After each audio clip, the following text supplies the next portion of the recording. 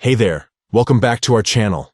In today's video, we'll be providing you with a full guide on how to forward a community message to a contact on WhatsApp. Let's dive right in. Step 1. Open WhatsApp on your Android device.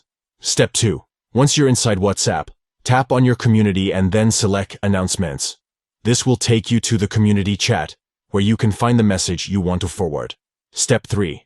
Scroll through the chat history and locate the specific message you wish to forward. Simply tap on the message to select it. Step 4.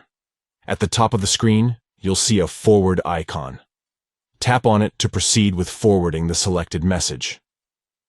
Step 5. Now, you'll be presented with a list of your contacts. Choose the contact you want to forward the message to by tapping on their name. And there you have it. You've successfully forwarded a community message to a contact on WhatsApp. If you found this guide helpful, don't forget to give this video a thumbs up and subscribe to our channel for more informative tutorials. Feel free to leave any questions or suggestions in the comments section below. Thanks for watching, and we'll catch you in the next video.